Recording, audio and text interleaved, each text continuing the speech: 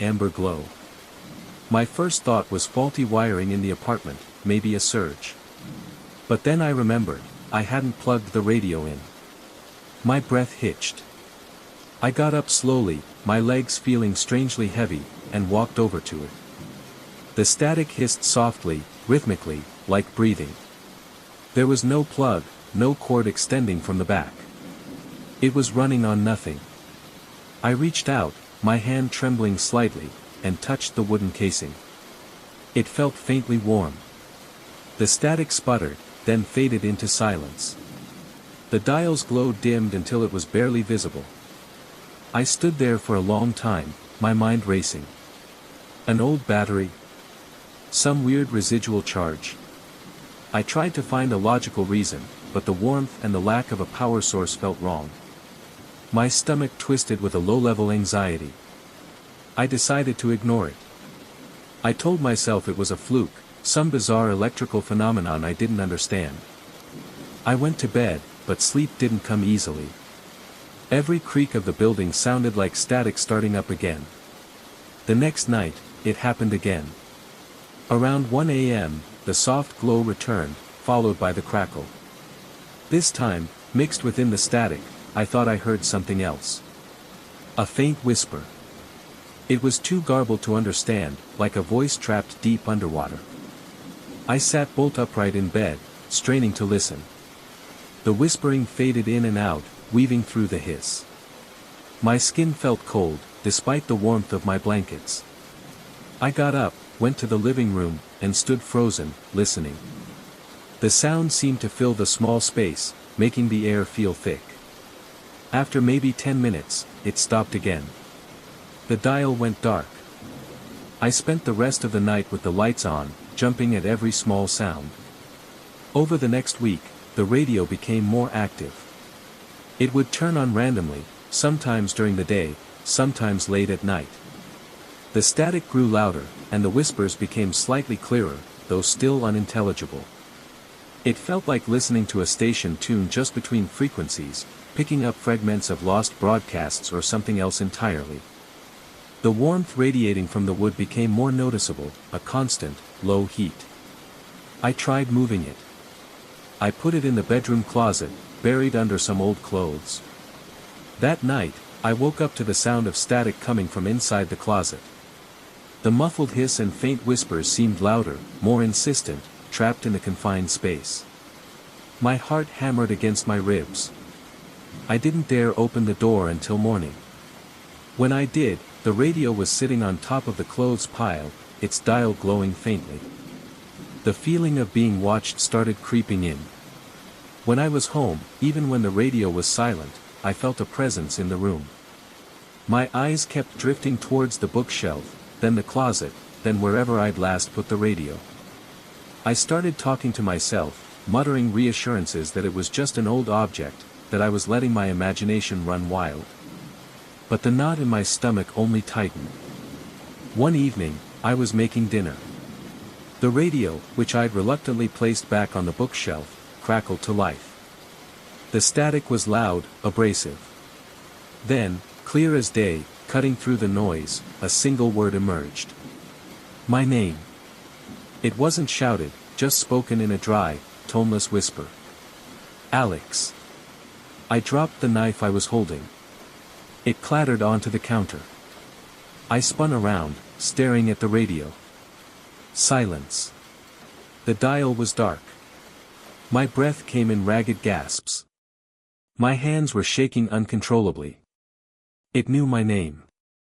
That certainty hit me with physical force, making me feel dizzy. From that night on, things escalated. The whispers weren't always garbled anymore. Sometimes I'd hear fragments of sentences, comments about what I was doing. He's reading. Sitting down now. Pacing again. They were observational, devoid of emotion, which somehow made them even more terrifying. The voice, or voices, always sounded distant, papery thin, like voices recorded long ago. I tried covering the radio with a thick blanket. The sound became muffled, but I could still hear it. I tried putting it outside on my small balcony.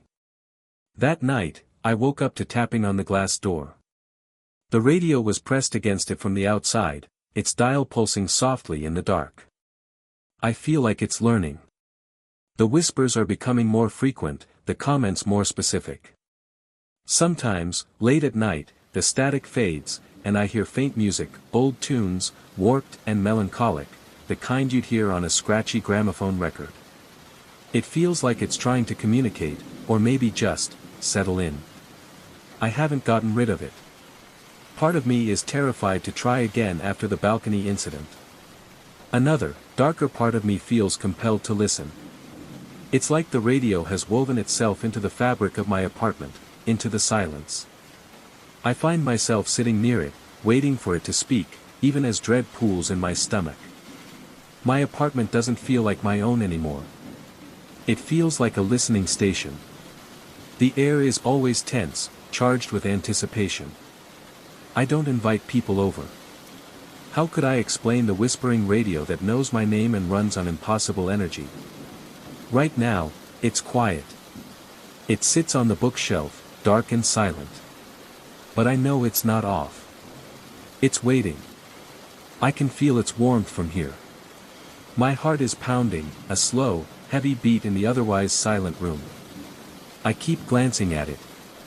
Any moment now, the dial will glow, the static will begin, and the whispers will tell me that they see me. They're always watching. Always listening. And I have no idea what they want. The floor above. It wasn't supposed to be scary. It was just overtime.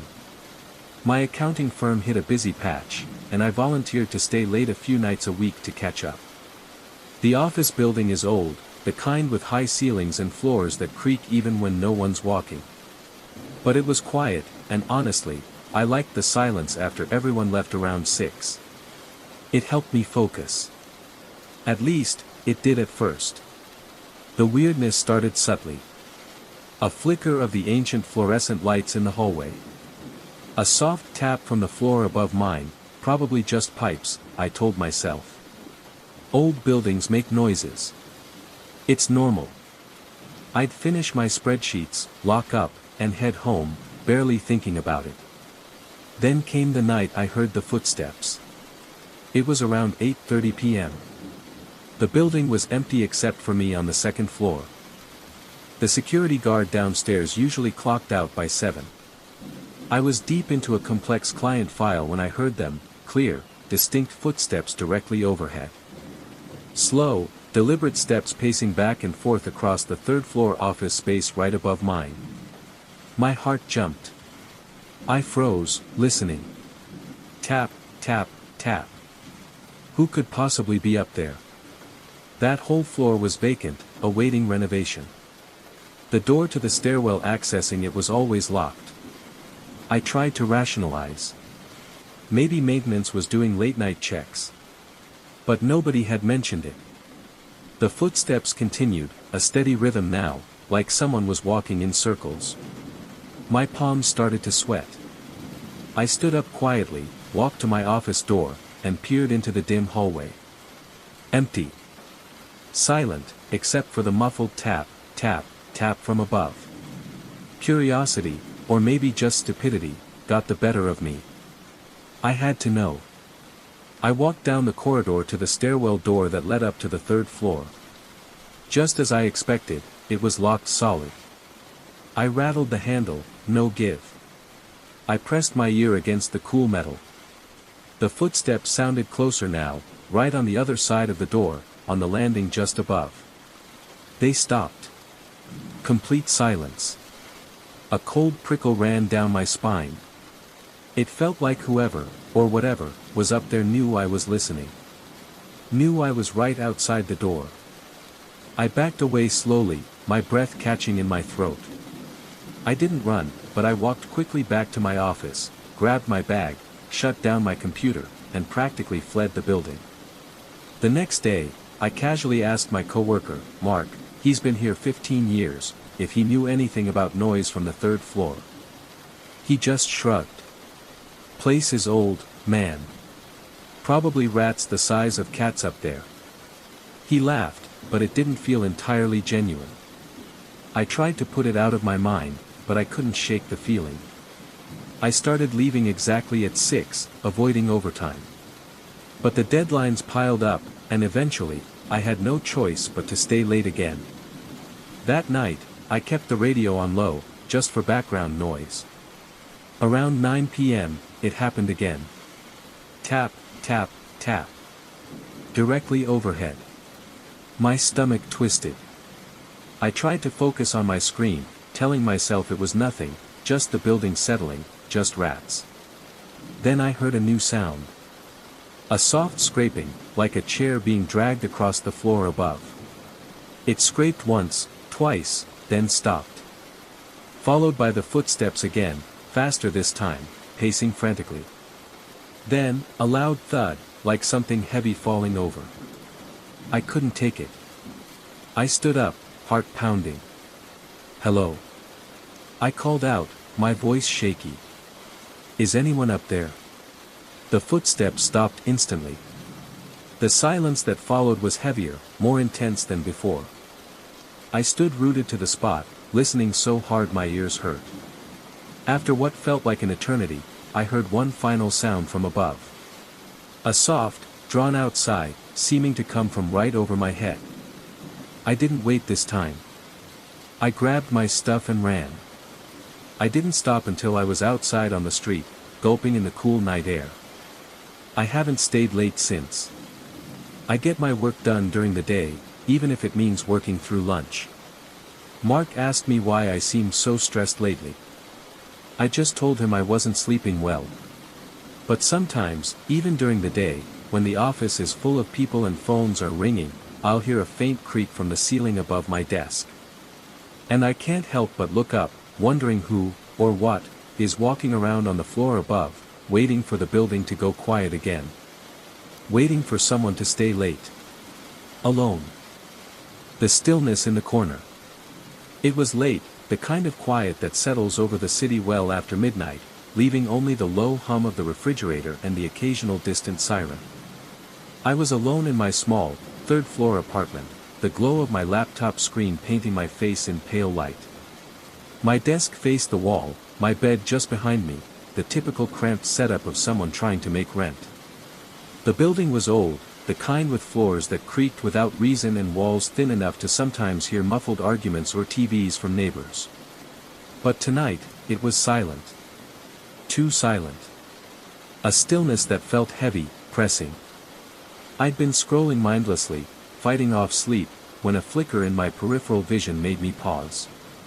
To my left, near the corner where the bookshelf met the wall, the shadows seemed wrong. Deeper, somehow.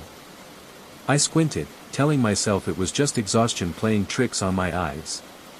The weak moonlight filtering through the gap in my curtains wasn't helping, creating strange shapes. I turned back to my laptop, but the feeling wouldn't leave. That itchy sensation on the back of my neck, the one that says you're being watched. I slowly turned my head again. It was still there. A shape, darker than the surrounding shadows, hunched low near the floor. It wasn't distinct, more like a distortion in the darkness, something vaguely human-shaped but folded in on itself, knees drawn up, head bowed low so I couldn't see a face. It reminded me of the transcript detail, crouched low to the ground, like someone folded in on themselves. My breath caught. My heart started a frantic rhythm against my ribs, the sound suddenly loud in the oppressive quiet. I didn't move. Couldn't move. My mind raced, trying to rationalize. Was it a pile of laundry I'd forgotten? A trick of the light? But laundry didn't feel like it was watching you. Then, it shifted. A tiny, almost imperceptible movement. Not like fabric settling, but like a living thing adjusting its weight. A soft, dry rustle, like old paper or dead leaves, accompanied the movement, similar to the fabric moving against the floor sound mentioned. I felt cold sweat prickle my hairline. My fingers were numb on the keyboard. I wanted to scream, to turn on the main light, to run, but I was frozen, pinned by a primal fear. All I could do was stare, my eyes straining in the dimness. The figure didn't stand or approach. It just remained hunched, a dense patch of stillness in the corner, radiating a coldness that seemed to seep into the room. The air felt thick, hard to draw into my lungs. I blinked, just once, my eyes stinging from staring so hard. And it was gone. Not vanished in a puff of smoke, just, not there anymore. The corner was just a corner again, shadows empty, the moonlight hitting the edge of the bookshelf. The heavy stillness lifted slightly, replaced by the frantic pounding in my own ears. My breath came out in a shaky gasp. With trembling hands, I reached over and slammed the overhead light switch on. The harsh yellow light flooded the small room, chasing away the shadows. The corner was empty. Just dust bunnies and the familiar worn patches on the wall. I scrambled off my chair, checking behind the bookshelf, under the bed, even inside the tiny closet. Nothing. The window was locked. The front door was bolted. There was nowhere for anything to have gone. I stood in the middle of the room for a long time, shivering despite the stuffy air. I couldn't explain it. I didn't hear it leave. There was no sound, no trace. Sleep was impossible after that. Every creak of the floorboards, every distant noise from the street made me jump. I kept glancing at the corner, half expecting the shape to reappear. It never did. But the feeling lingers. Sometimes, late at night when the building goes quiet, the air in that corner feels colder, heavier. And I can't shake the feeling that I'm not always alone in this room, that something was just watching, waiting, from the stillness in the corner. I leave the light on now. The empty swing. I moved to the quiet little town of Oakhaven seeking peace. My city life had become a blur of noise and stress, and the small, top-floor apartment overlooking the town's oldest park seemed like the perfect escape. The park wasn't much, a few benches, some ancient oak trees, and a small, slightly rusted swing set near the back fence. It was exactly the kind of gentle quiet I thought I needed.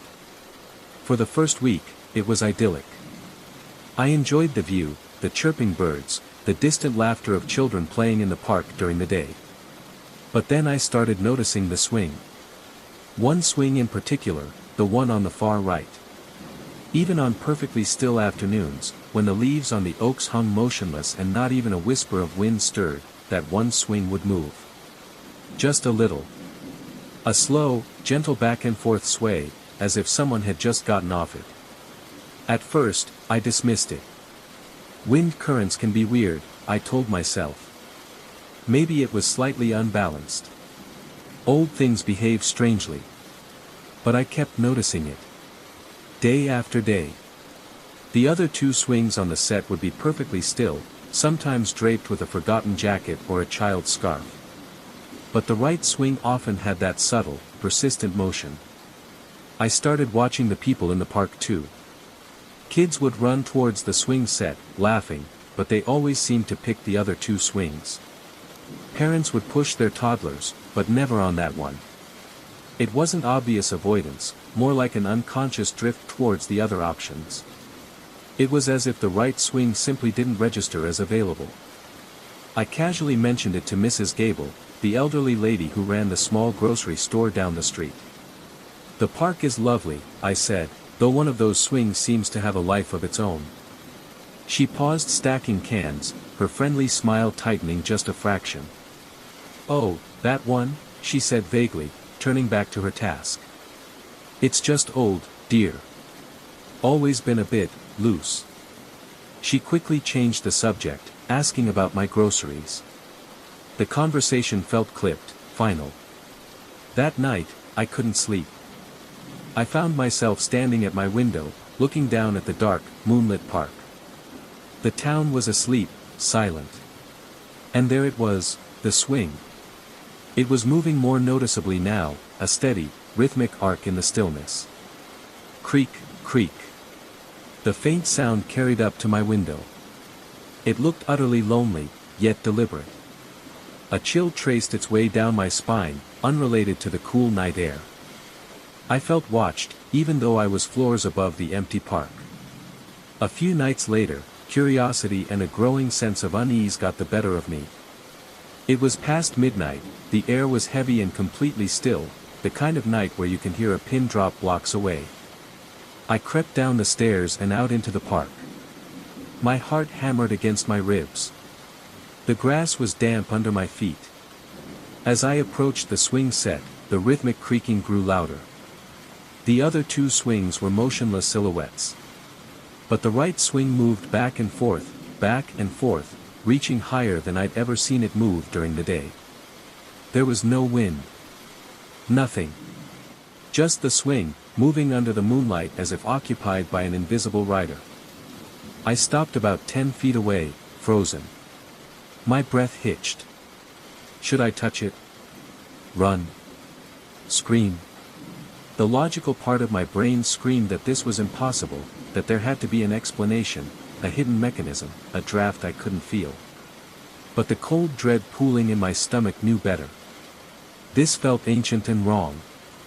Slowly, I raised my hand, pointing a shaky finger towards it. "Who's there?" I whispered, the sound barely audible. The swing continued its motion for one more arc, then slowed, and stopped dead. Perfectly still. The abrupt silence was somehow louder than the creaking had been. I didn't wait. I turned and walked, then jogged, then practically sprinted back to my apartment building, fumbling with my keys, locking the door behind me, my body trembling. I still live in Oakhaven. I still overlook the park. Most days are peaceful. But sometimes, usually when the air is very still, or late at night when the moon is bright, I look out my window. And sometimes, that swing on the far right is moving.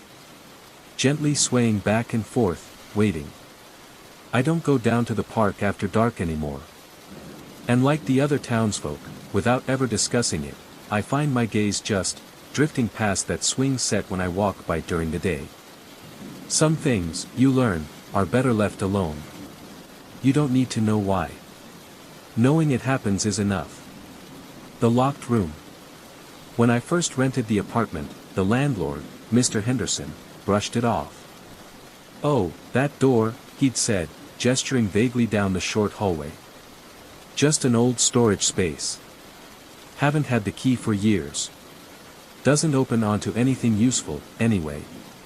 Just wall behind it, probably." The apartment itself was perfect otherwise, surprisingly spacious for the price, with tall windows overlooking a quiet side street in an old, slightly crumbling building. The locked door was plain, painted the same off-white as the rest of the walls, situated between the bedroom and the bathroom. It looked completely ordinary, except for the fact that it had no keyhole, just a smooth, blank plate where one should have been, and it was stubbornly, immovably locked. I needed the affordable rent, so I didn't push it. A locked-off storage space wasn't a deal-breaker. I settled in, arranging my furniture, enjoying the quiet creaks and groans of the old building settling around me. The first time I heard something, I thought it was mice. A faint, intermittent scratching sound, seemingly coming from inside the wall where that locked door was. It only happened late at night, when the city outside was hushed and the building itself seemed to be holding its breath. Scratch, pause, scratch, scratch. I put down traps, humane ones. Nothing. Weeks went by, and the traps remained empty, but the scratching persisted. It wasn't frantic like a trapped animal, more deliberate. Slow. Like something was idly dragging a fingernail across old wood.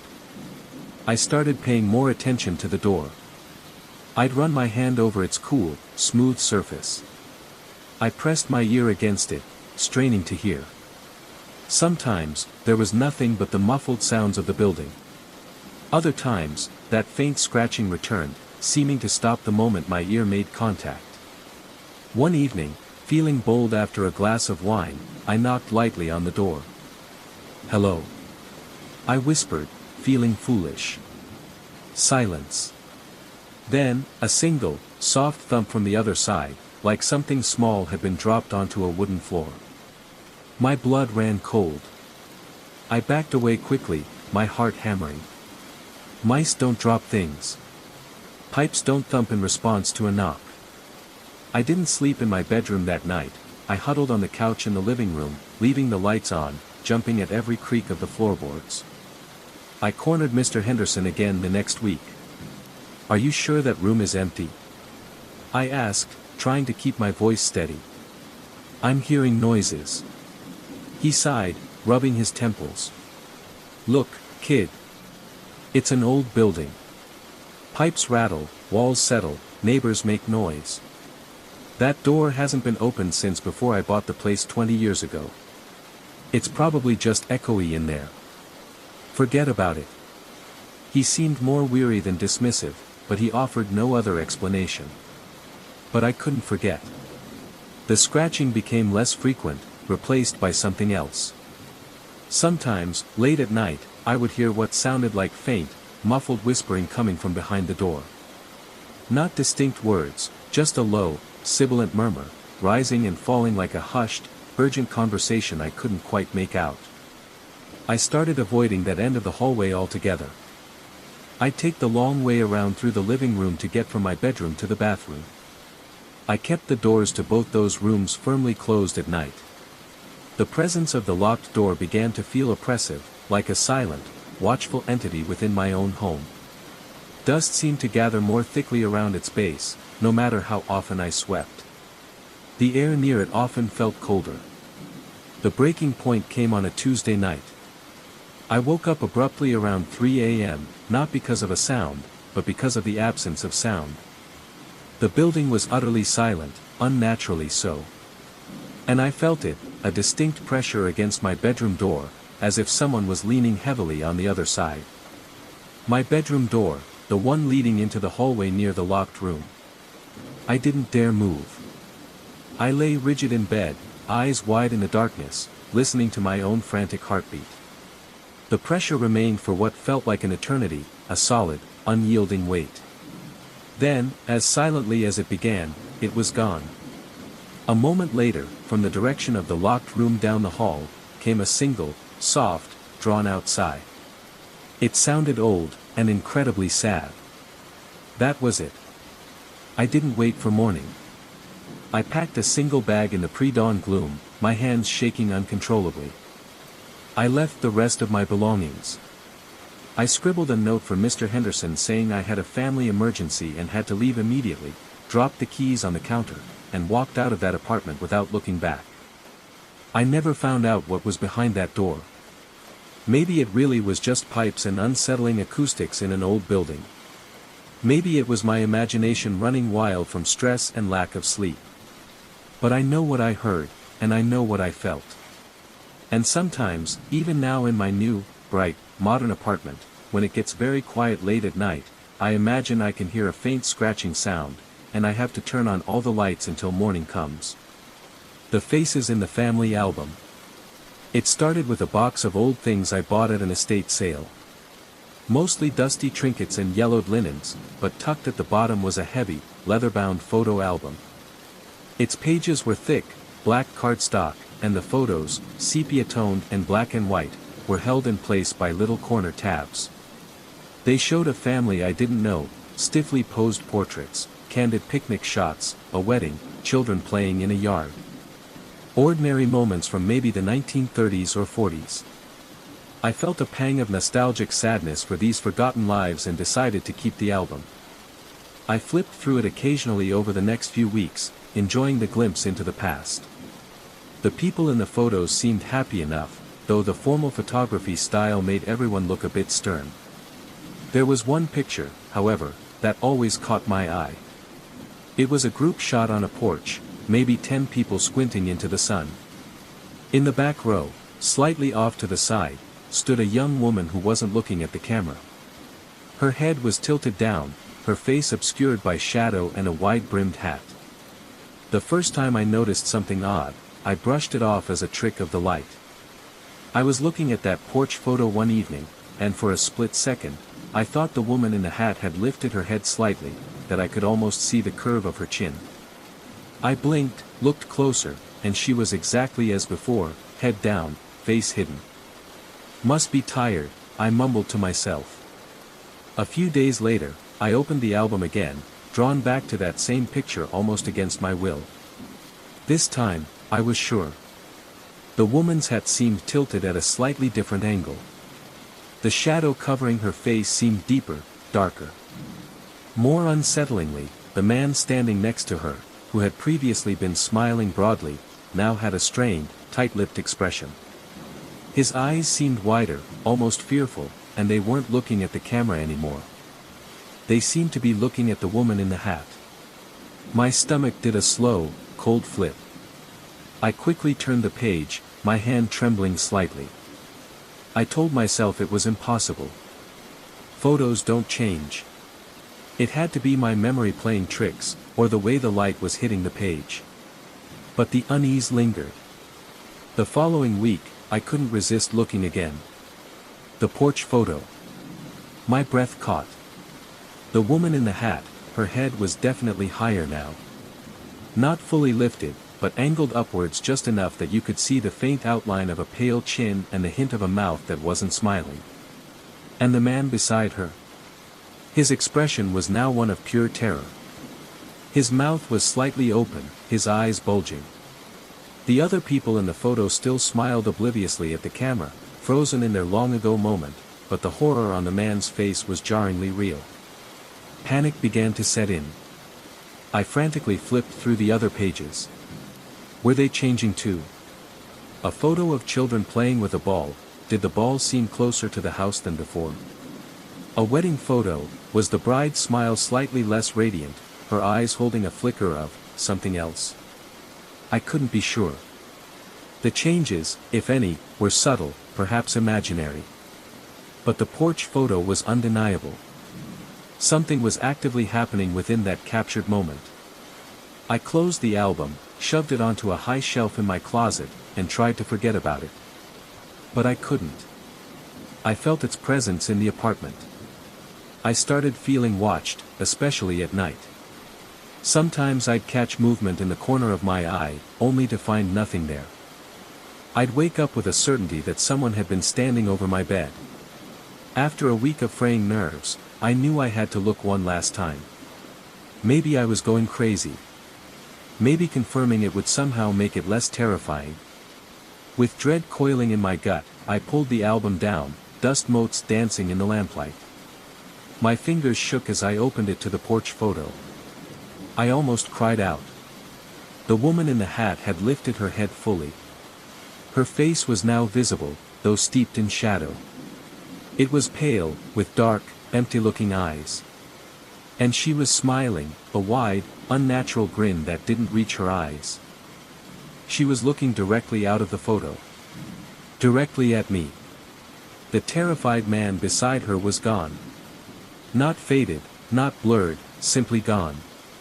An empty space remained where he had stood, the pattern of the porch railing visible behind it. I slammed the album shut, my heart hammering against my ribs. I didn't care about proof or explanations anymore. I grabbed the album, ran out of my apartment, down the stairs, and threw it into the large dumpster behind the building, burying it under bags of trash. I moved apartments a month later. I needed a fresh start, away from the lingering chill of that album. Logically, I know photos can't change. It must have been suggestion, stress, faulty memory.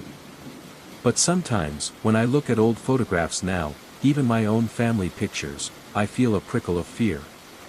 I scan the backgrounds, check the expressions, half expecting to see a shadow shift, a smile falter, or a pair of dark, empty eyes looking back at me from a place they shouldn't be.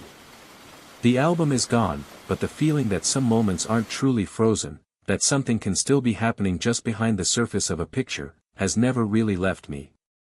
The music box tune. I found it nestled amongst dusty porcelain dolls and tarnished silverware at a weekend flea market. It was a small, wooden music box, intricately carved but clearly old. Its varnish was cracked, and one tiny hinge on the lid was slightly loose. When I carefully wound the small key on the bottom, it played a hesitant, slightly off-key melody, a simple, melancholic lullaby I didn't recognize. There was something oddly captivating about its imperfection. For a few dollars, it was mine. I placed it on the nightstand next to my bed. It felt like a charming, old-world touch in my otherwise minimalist apartment. I wound it up that first night, listening to the delicate, tinny notes fill the quiet room until it slowly wound down into silence. It was soothing, in a sad sort of way. A few nights later, I woke abruptly around 2 a.m. My room was dark, the only light a sliver filtering in from the street lamp outside. For a moment, I lay there disoriented, unsure what had woken me. Then I heard it, faint, almost imperceptible, but definitely there. The music box tune. My first thought was that I must have left it partially wound. But I distinctly remembered letting it play out completely. I sat up, straining my ears. The sound was incredibly soft, like it was coming from far away, yet it seemed to originate from the nightstand. It played through the melody once, then fell silent. Weird, I muttered, heart beating a little faster than usual. Maybe the mechanism had slipped, or maybe I was dreaming. I reached over and touched the music box. It was still. The key wasn't wound. Shaking my head, I told myself it was just the building settling or maybe faint music drifting from another apartment, and eventually fell back asleep. But it happened again the next night. And the night after that. Always between 2 and 3 a.m. That same faint, off-key lullaby would drift through the silence, play once or twice, and then vanish. Each time, I'd check the box. It was always still, always fully unwound. I started trying to rationalize it. Was it the heating pipes making a rhythmic noise that sounded like the tune? Was a neighbor playing a similar lullaby for a child? I started listening intently during the day, trying to catch any similar sounds from the building or outside. Nothing matched. The sound I heard at night was distinct, it had the exact tinny quality, the precise off-key notes of my music box. One night, determined to prove myself wrong, I took the music box off the nightstand and locked it inside my closet before going to bed. I wedged the closet door shut with a chair, just to be sure. Around 2:30 a.m., I woke up. Silence. I held my breath, waiting. And then it came. Faint, hesitant, but unmistakable. The lullaby. It sounded like it was coming from the closet. A cold wave washed over me. I didn't get up. I lay frozen in bed, listening as the tune played through twice before fading into the oppressive silence. How? How could it play from inside the closed closet, unwound? The next morning, I retrieved the box. It looked exactly the same, inert, charmingly old. But now, it felt different. Sinister. I stopped winding it altogether, leaving it silent on the nightstand, almost daring it to play again. It did. Night after night. The sound never got louder, but it felt closer. More persistent. Sometimes, when the tune played, I'd feel a distinct chill in the air near the nightstand, even though the room temperature was normal. I started sleeping with earplugs, but sometimes, I felt I could still feel the vibrations of the tune, even if I couldn't hear it clearly. I started feeling perpetually tired, jumpy. Every creak in the apartment made me flinch. I felt watched, particularly in my bedroom. My friends noticed I looked pale and distracted. I tried explaining about the music box, but they brushed it off. "You're just stressed," one said. "Maybe you're hearing things." Maybe I was. But the feeling was so real, the sound so specific. One Saturday morning, after another night punctuated by the phantom lullaby, I couldn't take it anymore. I picked up the music box, my hand trembling slightly. It felt cold to the touch. I carried it out of my apartment, walked 3 blocks to a public park trash bin, and dropped it inside, burying it beneath discarded coffee cups and newspapers. Walking away felt like shedding a heavy weight. I almost ran back to my apartment, locking the door behind me. That night, for the first time in weeks, I slept through until morning. No faint music, no chills, no feeling of being watched. The relief was immense, almost intoxicating. I thought it was over. Most nights, it is quiet now. But sometimes, very rarely, when the apartment is completely silent and the city outside is asleep, I think I hear it. Just for a second. An impossibly faint, tinny, off-key note hanging in the air. Is it the memory playing tricks? Or did dropping the box in the trash not really get rid of the tune? I don't know. And I don't intend to find out. I just turn on a lamp and wait for the sound, real or imagined, to fade away. The pattern in the static. I inherited the old farmhouse from a great-aunt I barely knew. It was remote, rustic, and exactly the kind of quiet I craved after years in the city. The place was filled with her old belongings, things I slowly sorted through. One item I kept was a beautiful, wood-cased radio from the 1950s that sat on a dusty shelf in the living room. To my surprise, it still worked, though out here, miles from the nearest town, it mostly picked up crackling static, especially at night. Sometimes, I'd leave it on low, the white noise a comforting hum against the deep silence of the countryside. That's when I first started noticing it. Buried deep within the random hiss and pop of the static, there seemed to be a pattern. It wasn't music, not speech, just a faint, underlying rhythm. A sequence of softer and louder bursts, almost like a code, repeating over and over. Soft, soft. Loud, pause, soft. Loud, pause. At first, I dismissed it entirely. Static does weird things. Interference, atmospheric conditions, my own brain seeking patterns in chaos. Perfectly normal. But night after night, as I sat reading or sketching, with the radio humming nearby, the pattern seemed to become clearer. More distinct. It always started subtly, usually after midnight, gradually emerging from the background noise, playing its rhythmic sequence for maybe 10 or 20 minutes, then fading back into undifferentiated static. I tried tuning the dial. Moving it just a fraction would bring in a different flavor of static, but soon enough, that same underlying pattern would re-emerge, faint but persistent, on every frequency. It wasn't being broadcast to the radio, it felt like it was coming from it. Curiosity mingled with a growing unease. I started timing it. It wasn't exact, but it often began between 12:30 a.m. and 1 a.m. I tried recording it on my phone, holding the microphone right up to the speaker.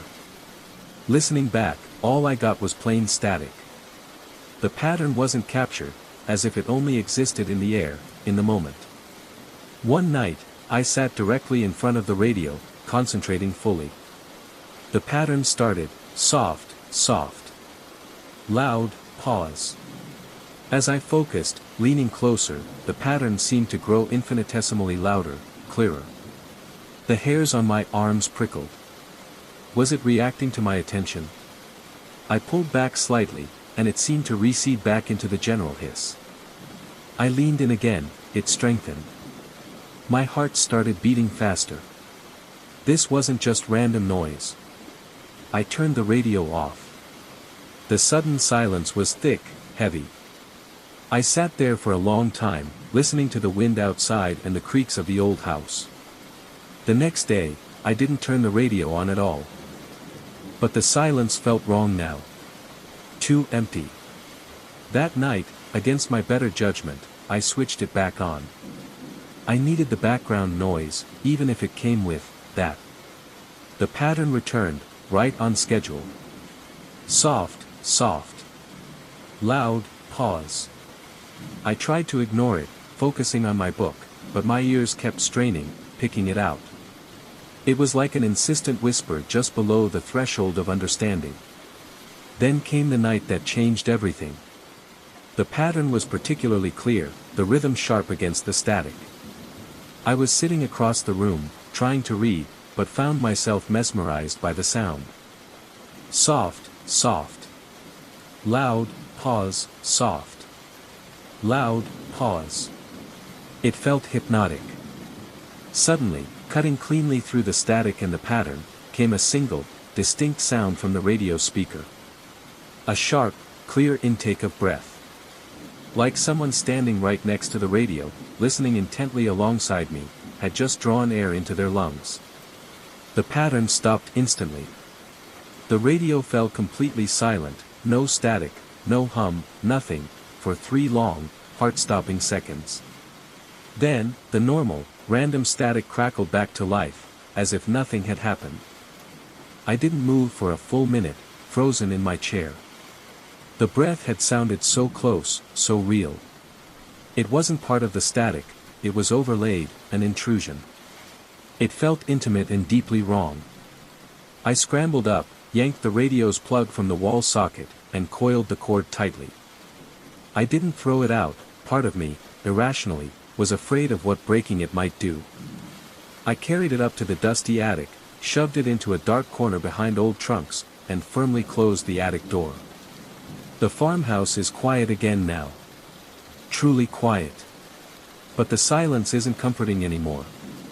Sometimes, late at night, when the wind dies down and the house settles, I find myself listening.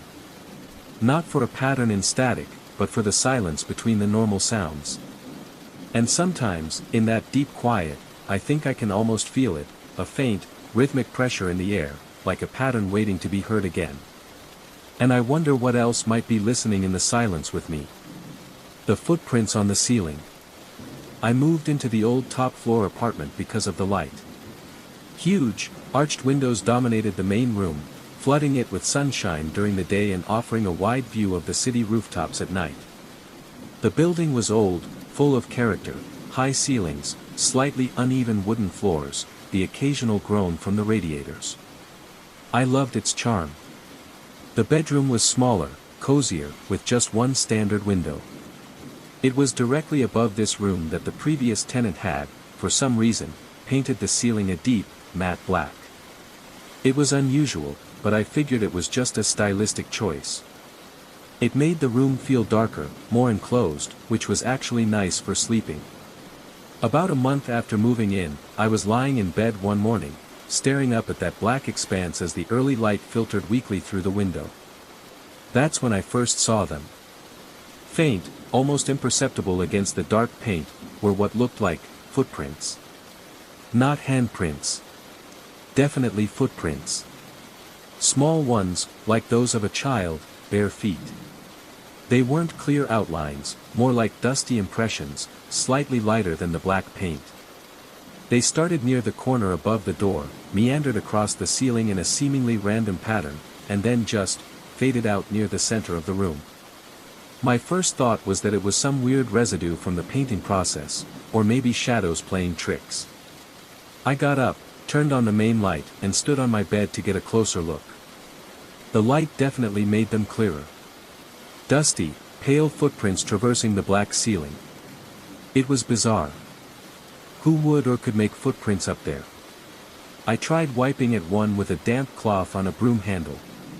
The dust smudged slightly, but the faint outline remained ingrained in the matte paint. Annoyed and a little creeped out, I decided it must have been some strange prank by the last tenant or a weird artifact of the old building itself. I resolved to repaint the ceiling white as soon as I had a free weekend. Life got busy, and the repainting kept getting pushed back. I mostly forgot about the footprints, except for fleeting glances when I woke up or went to sleep. They were just a weird quirk of the apartment. Until one night. I woke up suddenly, completely alert, though I hadn't heard anything. The room was pitch black, the kind of deep dark you only get in old buildings with heavy curtains. I lay there, listening. Silence. Then, a soft sound from above. Scuff, scuff, pause, scuff. It was the sound of bare feet shuffling softly across a surface. Coming directly from the ceiling above my bed. My blood turned to ice. I didn't move, didn't breathe. The shuffling sound continued, moving slowly across the ceiling, following the same random path I'd seen in the dusty prints. It wasn't loud, barely more than a whisper of movement, but in the dead silence of the night, it was unmistakable. I squeezed my eyes shut, telling myself it was the upstairs neighbors, even though the sound seemed far too close, too directly overhead. But the shuffling was light, not the heavy tread of an adult. It sounded like a child, pacing restlessly on my ceiling. After what felt like an hour, but was probably only minutes, the soft shuffling faded away. Silence returned, heavier and more menacing than before. I lay awake until dawn, rigid with fear, staring into the darkness above. The next morning, exhausted and terrified, I dragged a chair into the bedroom and climbed onto it, phone flashlight aimed at the ceiling. The dusty footprints were still there. But now, they looked fresher. Sharper. And the path they traced seemed slightly different, ending closer to the spot directly above my pillow. I didn't need any more proof. I felt a visceral wrongness about the room, about those prints appearing and the sounds I'd heard. That weekend, I didn't just repaint the ceiling, I practically scrubbed it first, then applied 3 thick coats of bright, sealing white paint, obliterating any trace of the black and the dusty marks beneath. Painting the ceiling white helped. The room felt lighter, less oppressive. And for several weeks, there were no more sounds at night. I started to relax, convincing myself it had been a combination of old building noises and an overactive imagination fueled by those weird, dusty marks. Then, last Tuesday morning, I woke up and glanced at the ceiling out of habit. The bright white paint was smooth, clean. But as my eyes adjusted to the morning light, I saw it. Directly above my bed, almost too faint to see unless you were looking for it. A single, small, dusty footprint. It wasn't there yesterday. I know it wasn't. It's barely visible, just a whisper of dust on the white paint. But it's there. I haven't heard the shuffling again. Not yet. But now, every time I lie down to sleep, I can't help but stare up at that single, faint mark. And I wonder, with a cold dread that never quite leaves, when the rest of the footprints will reappear on the clean white canvas above me. It began with the salt shaker. One morning, I walked into my kitchen to make coffee, and the salt shaker on the small dining table was about half an inch to the left of where I always leave it, right next to its pepper shaker twin. I frowned. Had I bumped it last night without realizing? Unlikely. I carefully nudged it back into perfect alignment and thought nothing more of it. A few days later, it was a different object. One of the throw pillows on my sofa. I arranged them precisely each night before bed, centered, corners fluffed. When I came out in the morning, one pillow was slightly askew, tilted perhaps 10 degrees to the right. Again, easy to dismiss. Maybe I'd tossed and turned on the sofa watching TV earlier. But I hadn't, I'd read in my armchair. I straightened the pillow, a flicker of annoyance mixing with a tiny, nascent seed of unease. The incidents continued, always subtle, always solitary. One morning, a framed photo on my desk was tilted slightly forward. Another time, a single pen was lying diagonally across my notepad instead of parallel to the edge. Once, the bathroom hand towel, which I always fold perfectly in thirds over the rail, was slightly bunched on one side. Each time, it was just one thing, slightly out of place. Never anything drastic. Nothing was ever broken, stolen, or thrown around. It wasn't vandalism or carelessness. It felt deliberate. Precise. Like someone was making tiny, careful adjustments while I slept. I started questioning my own memory, my own fastidiousness. Was I becoming forgetful? Was I unconsciously moving things myself? I began double-checking everything before bed. I'd walk through the apartment, ensuring each object was in its exact spot. Salt and pepper aligned. Pillows centered. Remotes parallel. Towel folded. Photos straight. But the next morning, invariably, one thing would be subtly wrong. A single book pulled forward an inch on the shelf. A coaster shifted slightly off-center. The sugar bowl rotated a few degrees. My sense of calm evaporated, replaced by a creeping, low-level anxiety. The subtlety was the worst part. It was plausible deniability turned into psychological torture. If things were smashed or stolen, I could call the police, install better locks. But who do you call about a salt shaker being moved half an inch? I sounded crazy even to myself. I started taking pictures with my phone each night, time-stamped proof of the perfect order. The next morning, I'd compare. And there it would be, the photo showing the book flush with the shelf edge, followed by the morning reality of it protruding slightly. Proof. But proof of what? I checked the locks obsessively. Deadbolt, chain, window latches. All secure every morning. There were no signs of forced entry, no muddy footprints, no fingerprints on dusty surfaces where they shouldn't be. My apartment was on the 3rd floor with no accessible balcony. How was this happening? The feeling of being watched intensified. Was someone picking my lock silently each night, creeping in, making one tiny adjustment, and leaving without a trace? The thought was terrifying in its audacity and its pointlessness. What kind of person did that? One night, I decided to stay awake. I sat in my armchair in the dark living room, facing the hallway, straining my ears for the slightest sound, a floorboard creak, the click of a lock, breathing. Hours passed in nerve-wracking silence. The only sounds were the hum of the refrigerator and the distant city traffic. My eyes grew heavy. I must have drifted off around 4 a.m. When I jerked awake at sunrise, stiff and groggy, the first thing I did was scan the room. Everything looked perfect. Relief flooded me. Maybe my vigilance had scared them off. Then I went into the kitchen. The lid on the biscuit tin, which I always place with the label facing perfectly forward, was rotated about 45 degrees. It had happened while I slept in the next room. Something had been in my apartment, silently, while I was mere feet away. The adjustment started feeling more personal. One morning, the bookmark in the novel I was reading had been moved back 3 pages. Another time, the toothpaste tube in the bathroom had been squeezed slightly differently than how I remembered leaving it. These weren't just random objects, they were things I interacted with daily. It felt like whatever was doing this knew my habits, knew me. Last night was the worst. I did my usual pre-sleep check, took my photos, and locked myself in the bedroom, wedging a chair under the doorknob for good measure, though I knew it was probably pointless. I slept fitfully, waking at every tiny sound. This morning, the bedroom door was still secured, the chair untouched. I cautiously checked the rest of the apartment. The living room looked fine. The kitchen seemed okay. The bathroom towel was perfectly folded.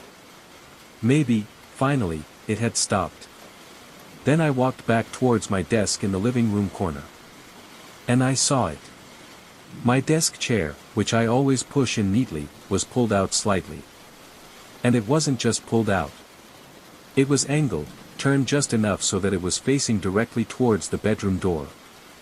As if someone had been sitting there, watching the door, waiting for me to come out. I haven't touched the chair. I'm standing here now, looking at it. The apartment is silent. The sun is streaming in. Everything looks normal, except for that subtly angled chair. It's the most blatant adjustment yet. And it feels less like a tiny, pointless shift, and more like a quiet, patient statement. I am here. I am watching. I don't know what happens next. I don't know what to do. All I know is that I don't feel alone in my meticulously ordered apartment anymore. And the silence is starting to feel very, very loud.